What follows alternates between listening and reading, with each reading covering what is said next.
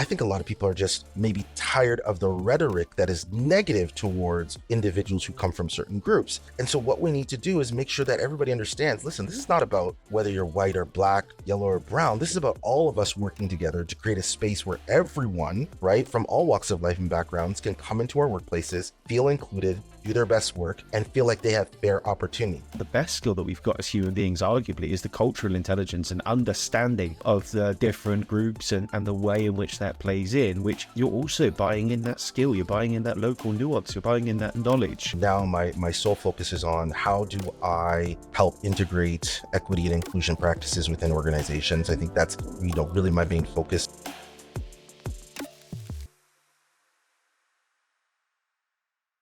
Dean, welcome to the Power of People Building podcast, buddy. Great to have you on the show. Oh, Sam, this is awesome. I'm so excited to be here. Thanks for having me. It's great. It's awesome. Yeah, it's brilliant. And I've known each other for many years. And wonderful to have you on. Yeah. And, I think for people that have not come across you before, it'd be great to get an introduction, who you are, what you do, what you're all about.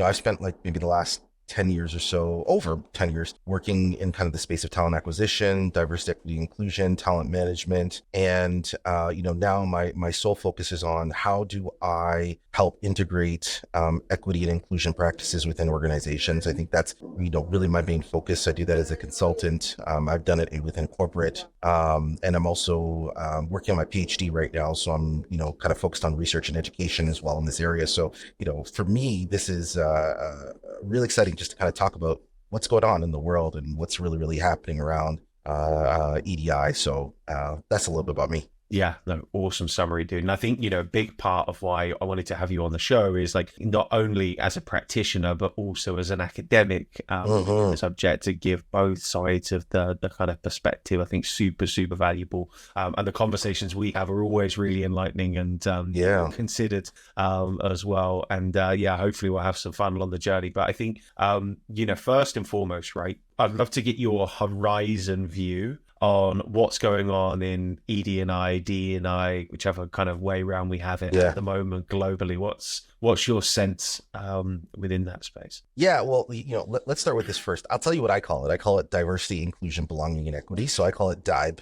Everybody has little different acronyms, but I think we're all trying to really say the same thing. It's really about how do we create fairness for people within workspaces? How do we create practices that allow people from all backgrounds and walks of life to come in and be attracted to our companies? And how do we create a space where they feel included so that they can perform their best? I think that's what we're really trying to do at the end of the day. I think there's, we're in an interesting time, my friend. Think about this. A couple of years ago, mainly through the murder of, George Floyd and others, you saw this kind of awakening that happened globally, where you have this rise of social justice, number one. So it's kind of more from a grassroots community level. Then those things start to spill into corporate, and everybody starts to say, what does our diversity look like? How are people feeling in our companies? And so then you start to get this movement within corporations through social media where people are posting things, saying things, etc. And you start to see kind of this ball rolling, I'll call it, right, of momentum in this area. I think it was in 2022, I believe, where LinkedIn recorded the most amount of hiring in the area of EDI, whether it's chief diversity officers being hired, etc. Now in Western countries, and I say this in Western countries because most of the spillover is happening in Western countries, what you're finding is this not just cool down, but, this whole thing about, diversity. Does this matter? Is this important? These things that we've been talking about, are they really even working? Do we even see progress, right? And so now you're getting that type of conversation. Plus in the US, which is, I would say, the main hub where we talk about a lot of this work, you're also seeing court cases happening within the education sector on topics like affirmative action. If people don't know what that is, it's basically the ability to have some type of ranking or quota where people from different backgrounds can be registered, I'll call it, in academia versus others who might have really, really good marks. So you start to see these court cases happening, Supreme Court shutting down some of these things. So people are like, okay, well, diversity, equity, inclusion is under attack. So that's kind of what you're hearing right now. And I would say it's primarily coming out of the US, but it's spilling over into different areas. So it's an interesting time. Yeah, yeah. And I think it's like it's increasingly polarized as well, which is really damaging. You've got people that are, I suppose, shouting louder when there's greater injustice or greater inequality. And then you've got people that are shouting louder in the other camp. And, there's feels like there's less middle ground globally, both from a political and societal perspective in certain Absolutely. pockets, but I don't think it's the case overall. I think the other part is then, we know the importance, not just from a societal point of view, but from a commercial point of view of having diverse teams. But yet at board level, this is the thing which, one side of the camp are really pressing on at the moment. Well, at a board level, the frequency and mentions of ED&I or DE&I is reducing than it has done in previous years. So what's your take on that? Is it reflective of reduced focus from organizations, or do you think its focus has been taken up by other things? Yeah, I think I might have a little bit of a different view than most people, to be quite honest with you. And I'm going to start with kind of maybe more of an education thought first. I think what's happened over the last couple of years, so let's just be real. This whole conversation about more equity has been happening for decades. Decades. You've had civil rights movements. You've had Stonewall riots for those who are from the LGBTQ community. You've had so many different things. So these things I've been talking about for decades. But over the last couple of years, here's what's happened, Sam. There has been the creation of greater polarization between different groups of people. And I'm just going to be very, very real with you.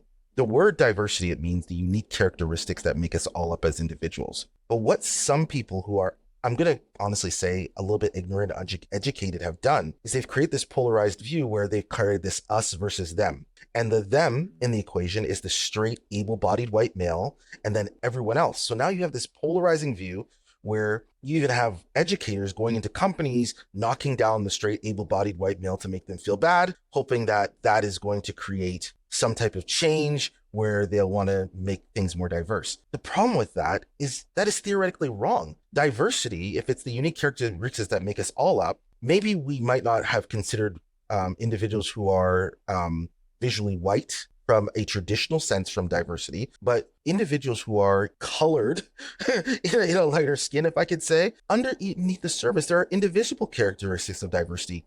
You don't know if that person has a disability, what their mental health issues are, religious perspectives, ethnicity, etc. So this conversation cannot be an us versus them. We have to see it as diversity as all of us working together.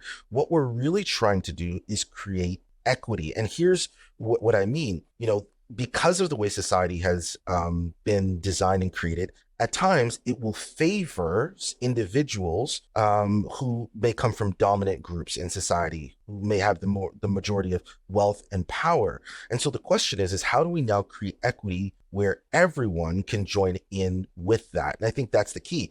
So back to your original question, the reason why you're seeing it sometimes minimized from that board level, etc., is because I think a lot of people are just maybe tired of the rhetoric that is negative towards individuals who come from certain groups. And so what we need to do is make sure that everybody understands, listen, this is not about whether you're white or black, yellow or brown. This is about all of us working together to create a space where everyone, right, from all walks of life and backgrounds can come into our workplaces, feel included, do their best work, and feel like they have fair opportunity. Me and you should be able to go up for a job opportunity with the same skills and qualifications, not with me feeling that you're going to get the job because you're the white guy. No, I should feel like, hey, I've got an opportunity, and we should create that equity internally where everyone has the opportunity. And I think that's what really matters. And I think equity's, and why it's probably the most important part of the whole thing as well. Because it's almost, I think sometimes campaigns and like the visual identity can be performative when we think about diverse workforces, when we think about diverse TV programs. And I think that's where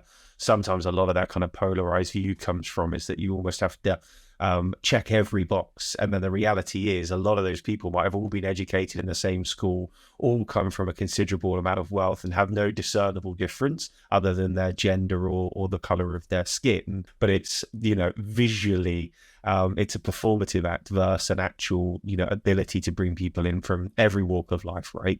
And every background, and socioeconomic status is often the lowest common denominator, right? Of your access to opportunity. So I think it's equity so important when we think about this. And I think zooming out a bit then, we talked about a lot of this stuff in the last couple of years spilling over from, big movements that happened, big societal movements that moved into corporate. And you said that was in the West. It gives me a sense that you've got a view that's not in the Western world. How do you see the difference? Yeah, I'll tell you the reality. There are heterogeneous countries that are, and as I say, particularly in Western countries, we'll just say North America, UK, even Australia to some extent is would we consider the West, even though it's APAC. The reality is that there's been a lot of migration to those countries from places from all around the world. So you got more of a multi-ethnic society. But then you have other countries where it's mainly homogenous, right?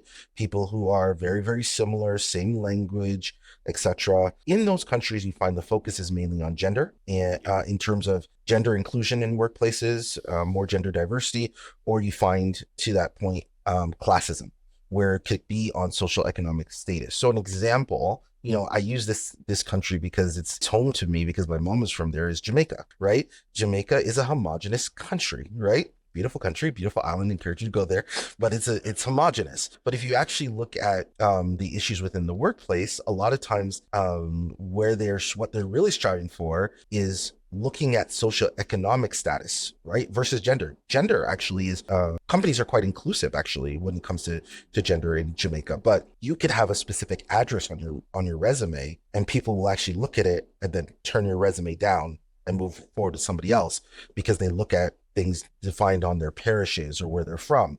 So I think you have to really look at that in context in terms of how each country is different and what matters. I think though a lot of the hype, if I can use that, when we think about kind of difference, is usually around race and gender. And that's kind of a lot of the hype we get in the media, et cetera. And I think there's place for it depending on the country, but each country is different. And it's also where people feel most comfortable as well, right? Where the education levels and the understanding is there. And we see that on platform on our side with disclosure rates, right? The highest disclosure rates for information for candidates tend to be in the areas that have seen the most, kind of movements towards equality and equity in the workplace versus groups that are maybe more marginalized or maybe more misunderstood, right? Newer areas of understanding like neurodiversity, the disclosure rates are still much lower than gender, ethnicity, sexual orientation, etc. And there's definitely that side when we think about individuals. And then you're absolutely spot on, right? This is so nuanced when you think about it from a global perspective, and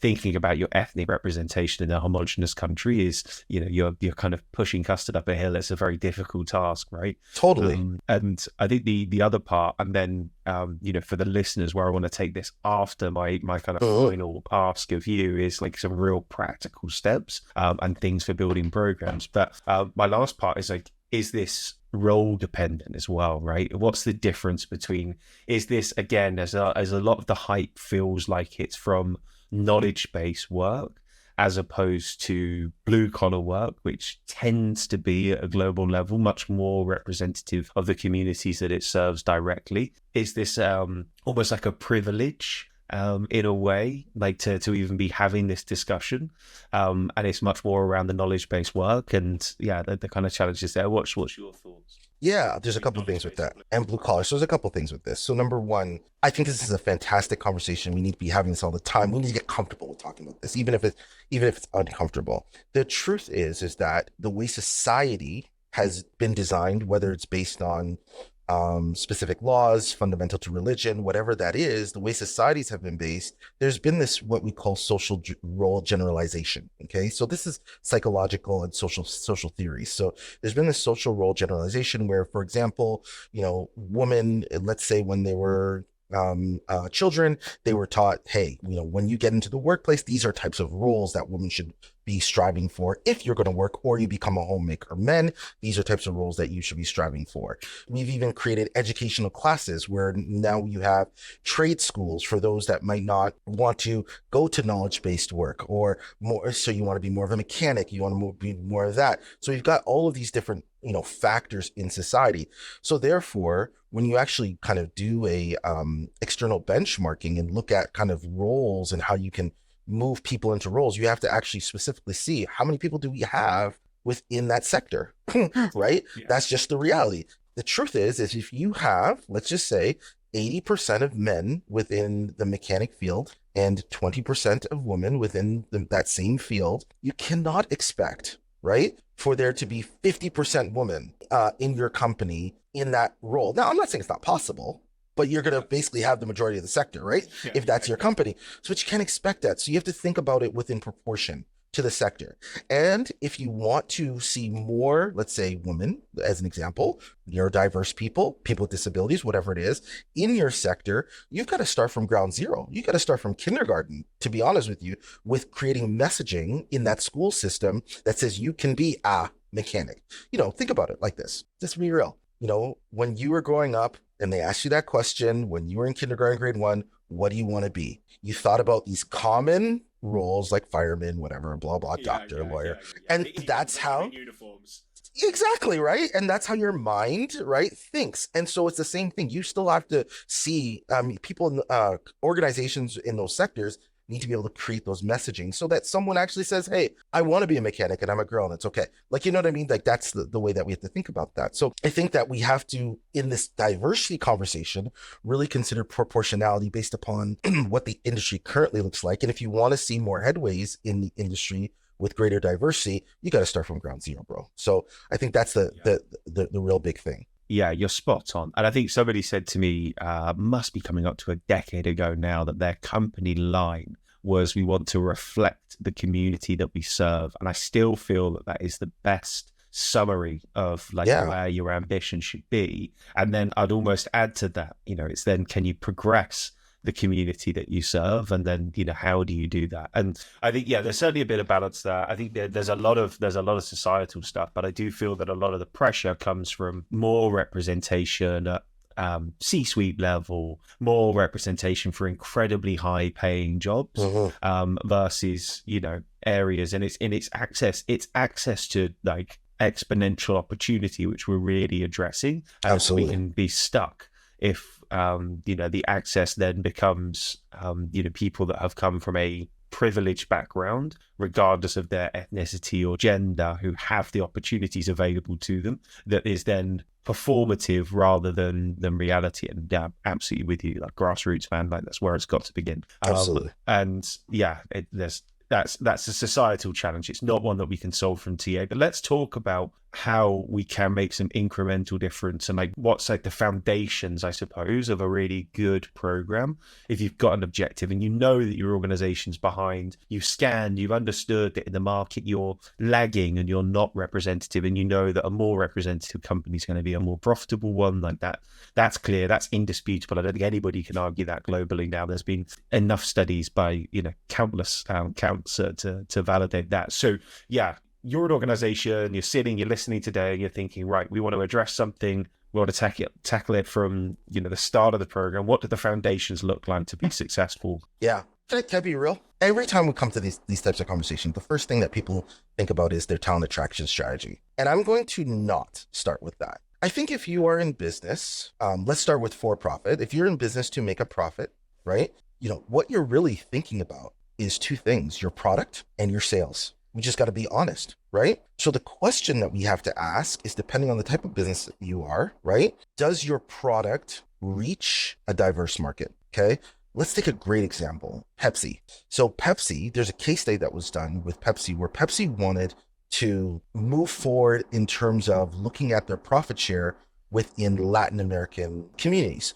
They noticed that they weren't making a lot of money. What they do first? They kind of did research on that community, what that community is really looking for. And then they started to design products, and those products started to be designed by individuals that they said, hey, let's look at who's internally from our Latin American community. Let's see if we can start attracting more talent to focus on product development and sales. Sam, you would be surprised. I went to a conference, met somebody who is a sales rep for Pepsi, right? And specifically geared to the Latin American community. Do you know that they have products within Pepsi that you and I would never have access to, that are very specific to that community, because it helped to increase their market share? And by increasing their market share, they've gone back out into the career and employment space to hire more individuals from that community. They increased their leadership from 1% to about 10% over, I think it was like a 3 or 4 year period within that Latin American community. Why? Because they realized we need more people from this community to help us develop more products so that we can sell a lot more. So what are we really talking about? We're looking at how do you create, right, greater thought around products that reach communities that are more diverse. And as you begin to think through that, you hire people, right, to help to support that. That's why you need greater diversity. Because, for example, I might not be thinking about what products the Latin American community might want, but there's someone who's a Latin American leader who's thinking about that, right? And can come and bring that to your organization. And then as you bring individuals to your organization, they become more attracted. Hey, Pepsi really loves the Latin American community. That's the ecosystem, right? And then what happens? Pepsi creates more revenue, more profitability. They can take that profitability, create programs that can now infuse back into that kindergarten, grade 1, to really, really encourage people. Hey, there is a place for you. And that's the ecosystem that we create through diversity, equity, inclusion. That's why this is not a nice thing to do. This is all about how do you create greater profitability and market share within your organizations. And there's ways to do it. So that's why when I think about the work that, I do, it's all about integrating these principles in every facet of your business. And that's really what's key, right? So that's the way I look at it. Yeah, and I love that as a starter for 10. I think what's really nice is often when you hear this kind of echo chamber of ED&I or DE&I or DEI and B or I, B and D, whichever way you kind of phrase it within your organization, we're always talking about you need exec level sponsorship, right? You need buy-in throughout the organization. You need top down, you need bottom. And I think the example that you've identified there is, well, let's build the business case. Right? We know that a more diverse organization brings better profits. We've identified an area where we're not generating sales and we want to bring more people in from that community to do so. It then provides the economic driver. And it doesn't mean as part of then that hiring, part of your ambition over that next period that you're going to discount people that aren't from that background. It just means that you're putting more focus on bringing people in from a background that you don't currently reflect and correct, isn't reflected in your product, right? So I love that. And then I love the full cycle of the reinvesting back in. Obviously in the UK we've got the BBC, and whenever you name one product you've got to name another. Not that this is a BBC radio program, but a bit like in the UK, right, Fanta is made with real oranges, right, and it's got real sugar in it, and there is absolutely no way that you'll generate the same sales as the Fanta that you have in the US, which doesn't have real oranges in it, and it is made with corn syrup, right, versus cane sugar. And that's our expectation, that's our nuance, right? And then you'd know that if you're going into France, it's only 30 miles from my house, but it's going to be a very different setup because you've got a massive incumbent there, and you're probably looking at other products, right? Absolutely. That you're taking to market, and that's going to come from local market knowledge. And I love that as a metaphor of thinking about products and how they differ from market to market. Okay, so now we've given this really great example, and we've kind of drawn out, you're almost building that commercial case internally, which I absolutely love, and then playing this back into the organization. You've justified the conversation. How can we then flip it and think about what are the steps to actually operationalize this and to put it into practice and deliver against those objectives? What's the first thing you should look at? Yeah, absolutely. So I think, Sam, the first thing we need to really, really consider is, if we're targeting a very, very specific market in terms of increasing our sales in that market, and that's just a normal, natural thing that organizations do, we've got to think about who in our organization is reflective of that market. So in our example, we talked about the Latin American community. I want to do a quick analysis to understand who in our organization is from that community and how engaged. This is really important. This is where we talk about inclusion, right? How engaged are they in that product development cycle? How are we bringing them in to help us to support that? Now, once I realize, okay, you know what? I've got only 2% of individuals in my whole organization who are from the Latin American community. I know I need to attract more, let's say based on the fact that I want to increase my product share by 10%. And when I think about the external market, most companies have at least, let's say 15% individuals from the Latin American community. So I need to increase that proportionality within my organization. So what's the next thing I'm going to do? I'm going to focus on my talent attraction strategy. What does my sourcing look like? What does my pipeline of candidates from that community look like? How are we trying to increase that pipeline, right? We're looking for skilled and qualified talent, right, from all communities, but how do I increase my pipeline from that community? And then how am I tracking that? So for example, if you don't have an applicant diversity survey in the beginning of your process, where, for example, a candidate comes to apply to a job and maybe they can fill out some information to get more information about their background. If you're able, based on, your laws, right, to implement something like that, I encourage you to do that. So you understand who's coming into your pipeline for certain jobs, right? If you know that you're trying to hire a product developer and only 1% of the people coming into that role is from the Latin American community, then you've got to do better sourcing on the front end to attract into that pipeline. It's just the natural way of doing it. And then you have to think about, is your actual recruitment process equitable? Do you have, a standardized process for everybody? Are you scoring? Are you grading? So that you can remove bias and not go by gut feeling. Are you creating simulations for people to actually, whether it's present their experience or do things that are different from standard interviews? I think that's very, very important. So really looking at that in that context and then ensuring that you have the best hire. And as you're increasing over time that pipeline of talent from that community, then you can engage them in the work of product development towards the Latin American community that you're trying to build more within your organization. So that's the way I think about this from a very ecosystem point of view. And I think that's what it is. And it's time. This is a journey. It's not a destination. I think that's really, really important. A lot of times we get discouraged. Oh my gosh, we haven't hired 15% in the last 2 years. I mean, that's hard. You're hiring people from all backgrounds, right? It takes time. So you got to think about it from that perspective. Yeah.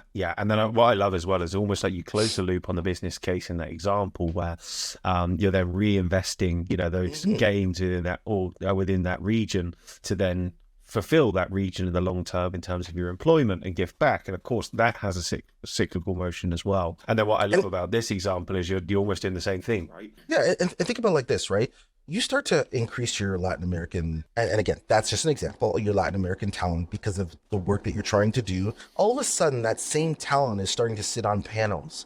They're starting to do podcasts. They're starting to go to certain events and be, main speakers. So for other people to see, wow, this is an organization that really, really has been considerate, thoughtful about reaching a specific demographic with, the right type of products. And then what does that do? It attracts more people because they feel like that's a space they want to work in because they feel like Latin American people are included. I'm telling you, this is literally it's not that complex. It's just an understanding, right, that whether it's your strategy, the product you're trying to sell, the communities you're trying to reach, how do we build the ecosystem around it? And I think that's really important. And I think it's almost the same as like, we know that we need these skills, which Yes. we might not have in our organization. So we're going to try and get those skills, which can sometimes be hard, technical ones.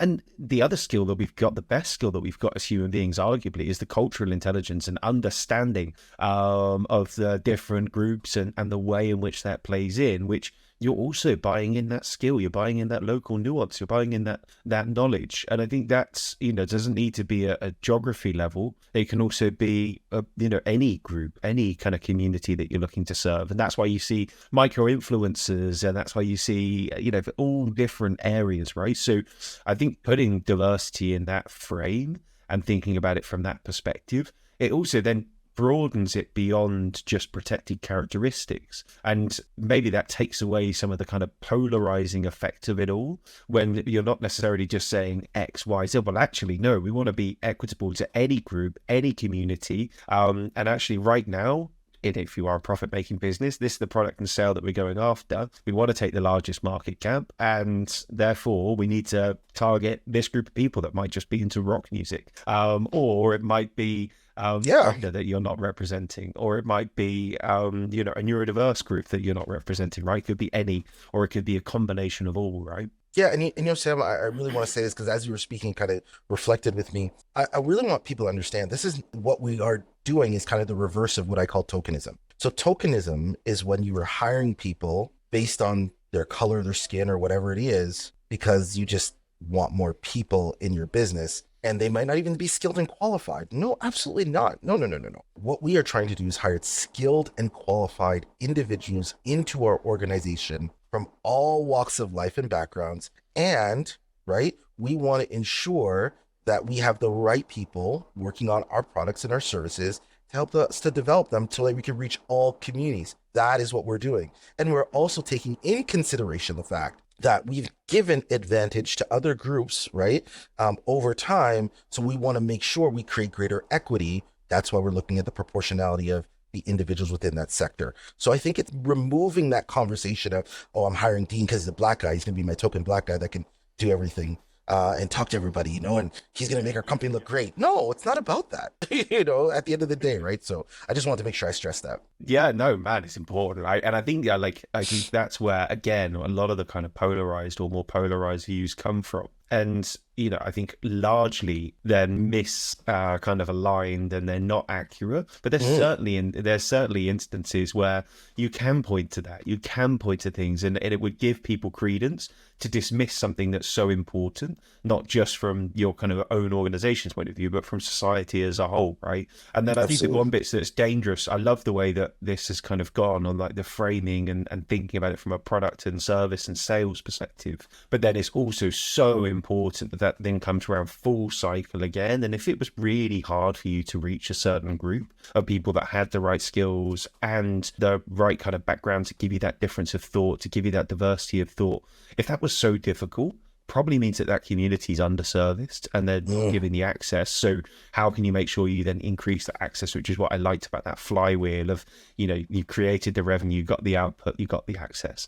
As we come to the tail end, just out of pure curiosity, do you know what the products were that Pepsi landed with that were just for that group that were different? Yeah, so I don't remember. I don't remember the names, Sam, but I can actually I can Google search. I mean, we could all Google search and look up specific products, but it's like, for example, as opposed to having a brand of Dorito chips that we normally all get, maybe they might get a brand of chips that, you know, no one else has seen before. That's specific to being sold in Southern California, where there might be a greater Latin American population, or Southern Texas, where there might be a greater Latin American population. That's literally that. Or maybe there's an actual drink, you know what I mean, that you might not get in the UK, but it's very, very specific, and it's geared towards that community. Not that not everybody else couldn't drink it. Of course we all can, but it's geared towards. So that's what it is. Yeah, and then that's the phenomena that people go, oh yeah, you tried that when you were on holiday, and then it becomes breakthrough wherever else. And then exactly. Exactly. Love it. I didn't think we'd do diversity via soft drinks. There you go. Analogy and run through, and I think makes it really comprehensible for people. And absolutely love this discussion, as I always do, and I'll definitely be sure to catch up with you when you're in the UK next. And absolute pleasure having you on, buddy. And people should follow you for sure. So thank you. Hey Sam, listen, this has been an absolute pleasure. I hope the audience got a lot out of it, and listen, I think you're doing a great job, Sam, so keep it up. This is great that we get to expose this to the world, so I think it's awesome. Yeah, awesome, dude.